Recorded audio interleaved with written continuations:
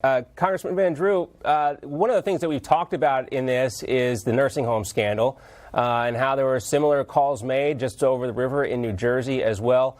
So many people want to make sure that part of this investigation is still part of the investigation, quite frankly. Do you have any confidence that people are still going to continue to take a serious look at what happened there?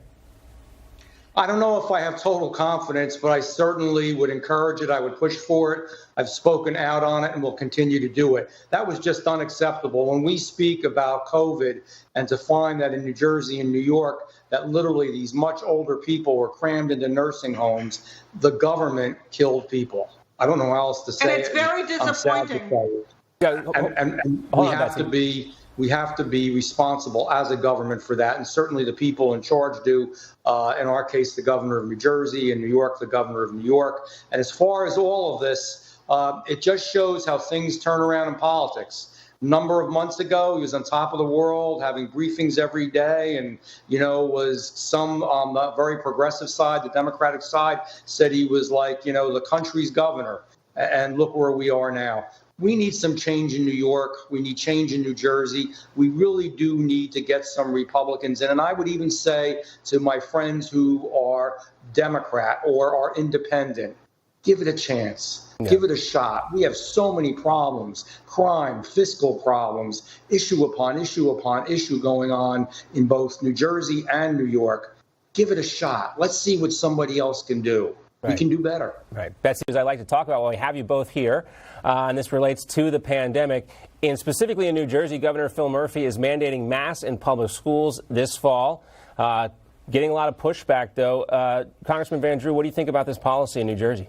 Well, the reason he's getting pushback is both because of federal reasons and what he's done in the state. So first of all, we heard way back, Fauci said, you don't need masks at all in the very beginning. They really aren't going to do anything. Then you needed masks. Then you needed double masks. Then you went back to single masks. Then you were told if you got your vaccination, you wouldn't need a mask at all. Now we're told that our little ones, our toddlers, and and children that are older than that are going to have to wear masks. It's a serious issue because it affects them psychologically and as far as their health and just as far as family structure. So I have some serious reservations about it. I believe that there should absolutely be more individual decision making when it comes to people's health, and they should have the right to do what they want to do very often. And that's not what's happening. And then when you disagree with Governor Murphy, which he frequently does, he loves to do, he just beats you up. He yells at you. He tells you you're a knucklehead. You're a murderer.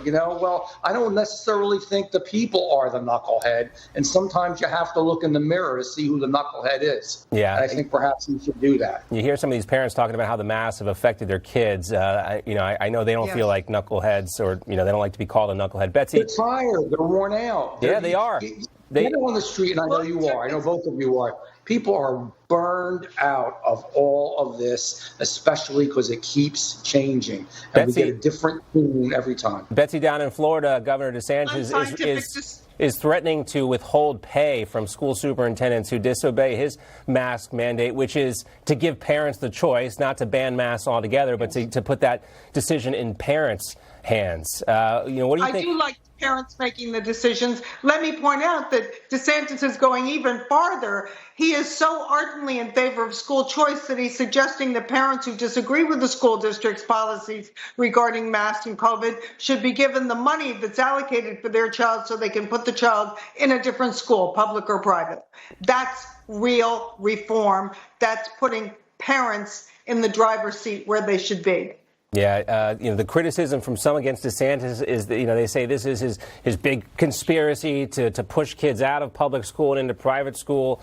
But, the policies being made by these public school districts in defiance of Governor DeSantis, that's doing a lot to push people out. And you can look at enrollments in certain places across the country. Private school enrollment down just a little bit, public school enrollment way down, homeschooling way up, charter school enrollment way up.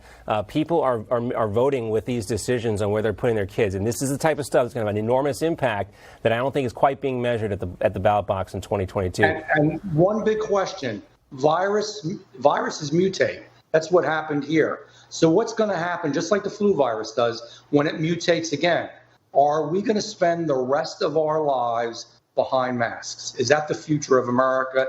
Is that the future for our children? All right, guys, we got to run there. We're out of time. Thanks so much, Congressman Jeff Van Drew. Thank you so much. Betsy Thank McCoy, you. great to see you as always.